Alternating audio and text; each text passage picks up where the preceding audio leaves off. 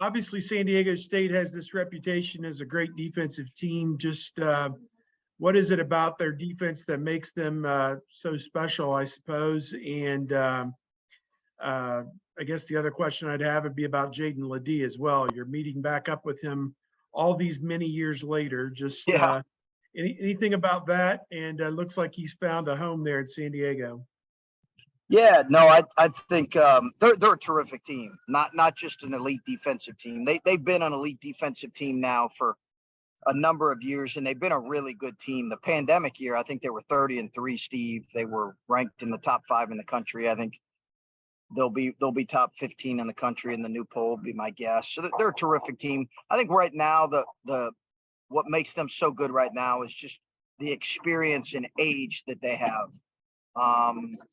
They're really experienced and they're really old, and they have a lot of talent returning from a really good team.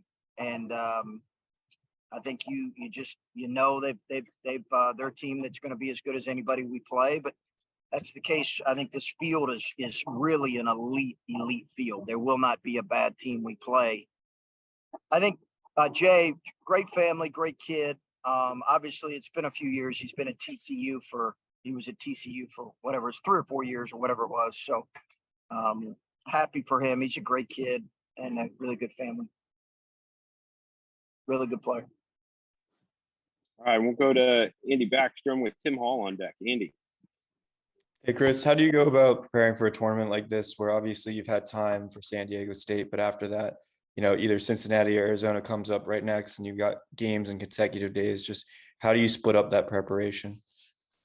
We scout as a group. We do collective kind of team scouting amongst our staff. So we have a system that we've had in place for a number of years, and you advance scout in tournaments like this. But in large part, Andy, it's going to be about the way we play and the habits that we try to create through, about 40 practices. That's the biggest thing I think that can help you in tournaments like this. Listen, it's a great field. It'll be a great challenge to play one good team after another. All right, Timmy Hall with Adam King on deck. Timmy. Chris, I think you spoke to this a little bit before, but do you feel a little bit like you're in a world of the unknown going into a big matchup like this with such a new team? And is it maybe more so of a feeling like that than you've ever had in your career at this point? Yeah, it's really the case, Timmy. It really is. It's certainly more than any time that I've been a head coach, particularly from Butler on. Just a lot of unknowns, and that's fine. We had this roundtable today with other coaches, and there were a couple coaches who mentioned 10 and 11 new players of their 13 guys. So this is a part of as you know well, the new age of college basketball. But speak to us specifically, no question is there some curiosity, some anticipation, probably some anxiety about what we're going to be. I will tell you this, it's more excitement than anything else, because good or bad, win or lose, you really do get immediate feedback about things you have to work on when you're playing this caliber of competition. Obviously, this is one of the most legendary holiday tournaments for college basketball fans, and you're pulling off one of the most legendary Zoom backdrops I think we've ever seen. So good positioning by Gary Pettit there. But yeah, it was all Gary. I would have done it from my hotel room, but he wanted to set this up. I don't know if it was, some of you guys on here he doesn't like, but he set this up. So I think all those things are true, but just with being there, not having played a game yet, so you still are enjoying Hawaii, and then you're going to go into a gauntlet stretch. But what's the experience been like so far since you landed? It's been great. I think obviously, the weather, given what it was before we left, although I do think you're going to have a good weather week from what I understand, by all accounts. The weather's been great. The trip was obviously long. I don't know, Timmy, as a coach, you're looking at it and you're saying, is an event like this where you have to travel to this degree, is it ultimately worth it? And I don't know that we'll know that for, for a while. And, this is not the summer tour that we had, to the Bahamas where you did some excursions and it was a team bonding. This is a work trip, and it's being treated that way by our players and by our staff. If the wives want to do whatever, that's fine. But this is very much a work trip. We're trying to prepare to play our best here on Monday, Tuesday, and Wednesday. All right, we'll jump to Adam King with Jack Emerson on deck. Adam. Sidger, you say it's a work trip, but obviously you do get that team bonding again out of this with this young group. How much do you think, even though all that traveling can be tedious, it's just another opportunity for this team to mesh? Yeah, I think that's part of it, but I just think the competition, Adam, is what is going to be so valued here. The quick turnaround of prep, as you guys know, that you have in an NCAA tournament type of situation too, where you're playing one good team after another, and you have quick turnaround, quick prep. So I think more than anything, it is about the competition. And again, I think the irony is the last time we played here, we played San Diego State 19 years ago.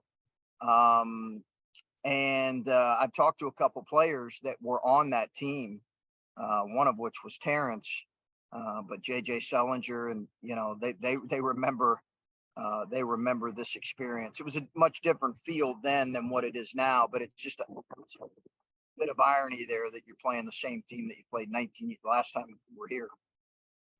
Obviously, every game you want to walk away with a win. There's no doubt there. But is there a conversation had with your team about how important this trip is, even if every game you're not on top at the end of the scoreboard? Yeah, absolutely. For sure. Yeah, I think every coach is, certainly you don't want to go 0 for 3 or, but that's all those things are, that's the reality of playing in a great field. I think the exciting thing is with college basketball is that you can win or lose, you get immediate feedback. It's why non-conference, when it's high major, I really want to play as good a teams as we can play. I want to play tournament teams that have a track record of playing in the tournament. That's always been my philosophy. I think it's served us well at times, or mostly. So, yeah, there's no question that, certainly the outcome is important, but the long-term perspective is what's most important. Real quick here, will you be wearing a Hawaiian shirt on the sideline there? I wore my Hawaiian shirt today. I wore it well, I think, but I will not be wearing it on the sidelines. All right, we'll finish up with Jack Emerson. Go ahead, Jack. Hey, Chris, kind of piggybacking off of what Tim asked you about kind of the unknowns of this tournament. What are some things you're kind of hoping to learn about your team over this upcoming stretch? Did you ask what can we learn about our team? Yeah. I think how we handle adversity in the course of a game stretches. I think we'll learn a lot about lineups. I think we'll learn a lot about how our defense can stand up against really good teams. But I think more than anything, you learn how your team handles adversity. And I think we've got a ways to go in that area, to be honest with you. So I don't think we're there by any stretch yet. We're very much a work in progress in a lot of ways, certainly when it comes to handling adversity. So those are probably the things that I can think of.